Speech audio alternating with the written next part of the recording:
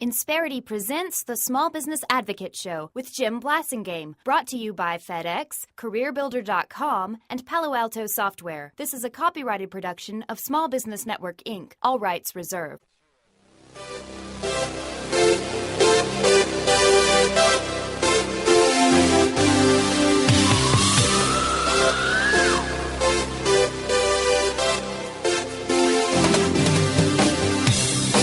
Welcome back. It's 12 after the hour. Thank you very much for joining me. Thanks for staying with me. I'm Jim Blasingame, and you're listening to the Small Business Advocate Show, and I'm glad you're here.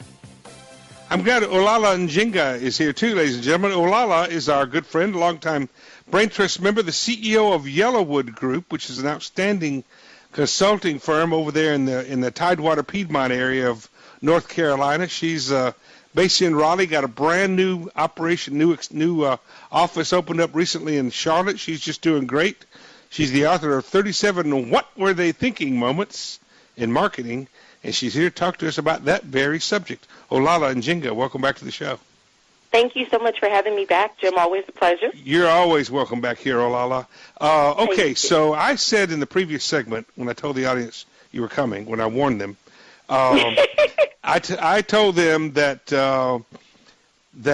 in my lifetime I've never seen as many different generations still active in the workforce, in the marketplace. Mm-hmm. And therefore, if you're still active, you're still, you're all those generations, that many people, that means you're not out to pasture. You're still a consumer. You're still Absolutely. Considering marketing offerings. And so that means we've got to be pretty versatile in our marketing strategy, don't we? Definitely versatile in your marketing strategy. And I think because there's so many active generational consumers, small business owners, when it comes to their marketing and their approach to marketing, are really scratching their heads trying to figure out where do you spend the money on marketing when the buyer is anywhere from 18 to 88. And it could be, in my opinion, Olalah, and I'd like your thoughts on this, every business has to identify what their key customer profile looks like. I think you're reading my notes over my shoulder. This is one of my biggest pet peeves when I do a strat chat with a new client, is they've been selling and selling and selling, but when I ask them to put down on paper and on purpose, what are those identifiers? How do you know what that ideal customer looks like? What's the criteria you're using to do business with you, who you help or who you serve? I don't care how long they've been in business. That one question has stumped more business owners than any question I ask. Well, if you're in the home improvement business, and one of your biggest, then you need to be selling to people with homes. If you sell sunrooms, you're probably not going to don't need to be pitching to 20-somethings. And there you go. And so it's doing the homework to identify not just who's most likely to buy, but what are the things that are driving some of those buying decisions. So if you want to talk about 20-somethings for a minute, we used to call them Generation Y. I used to jokingly call them Generation Why Not, which is a whole other story because I have 2 kids in that generation. Right. But I believe their proper name That's is when they're working for you. They're the why nots. Well, there's that. Why not, right? We're trying to take over my company, and that would be my son, and that's a whole other conversation for another day. But millennials typically buy by consensus. It's what I like to call a decision by democracy. And that can be a really tough What does that mean? Crack. It basically means that they make collective decisions. That the you mean like ants or bees? Okay, so that I guess that's a great analogy, but I'm going to tread lightly there on thin water, lest one of my kids are hearing me. But they tend to live in a tribe or a collective, and the opinions and the thoughts and the feedback of their peers is very important to them and can sway them.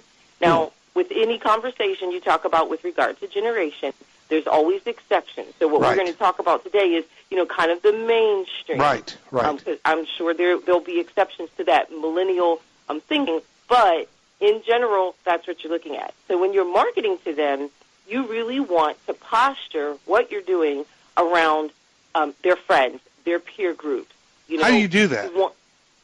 If you do it in your advertising, you can use technology to do that, like things like Google Hangouts and Foursquare. Any place that you can engage them where you're trying to encourage them to bring your friends along. This is a we thing, not a you thing. And that's a real challenge. What do you think about that? What do you think about that kind of behavior?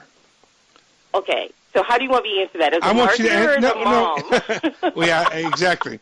No, I mean, what is your anthropological attitude about that? I mean, is that something? I guess let me rephrase that. Let me get you off the hook.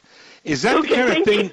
Is that the kind of thing you think is that the kind of behavior you think they'll have their whole lives, or just in this decade of their lives? Well, I mean, if you think about us, I mean, you and I are from. We are just one generation apart. You're the next generation from me, right? And so I can certainly see, as I get older, moving more toward the things that that incite you and make you feel connected as part of your generation. So the short answer is yes. You mean being grumpier? Is that what you mean?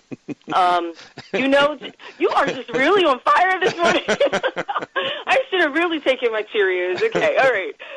So I do see it evolving. I also believe that there's an opportunity across the generations to pay attention to what matters most to them and ask yourself, you know, can I get my hands around it? Now, I'm going to tell you personally, that decision by consensus, that democracy drives me crazy. But you know what? I'm also a B2B marketer. Right. And in the B2B space, a lot of decisions, maybe not necessarily consensus because the CEO can override anything, but a lot of decisions in the B2B space is by group. You know, there's stakeholders. The committees. And so, absolutely. And so it's not that different for me. I just have different people at the party. Right. And that's how I look at it. So the young people are going to be, if you're B2C, your business consumer, the young people are going to go more by consensus. So you're probably not going to have as much luck with them in mass marketing. Is that what you're saying? And that's exactly what I'd love to talk about today. That mass marketing approach is just not going to land super well with the young kids, with the millennials. But it still works with folks who are a little older. It does work with, and it can be very effective for Generation X, which is the generation that I sit in, and it can work with modifications for baby boomers. I think it can work with millennials, but not as the call to action. I think maybe awareness, it gets them awareness, but it doesn't move them off the dime. You got to do some other stuff. We're going to talk about that a little bit more with our good friend Olalah Njenga, and she and I will be right back 20 after. Stay with us. But no one can tell. Insperity presents the Small Business Advocate Show with Jim Blasingame, brought to you by FedEx, CareerBuilder.com, and Palo Alto Software. This is a copyrighted production of Small Business Network, Inc., intended for the private use of our audience. Except as otherwise provided by copyright law, all other copying, redistribution, or publication without prior written consent is prohibited. All rights reserved.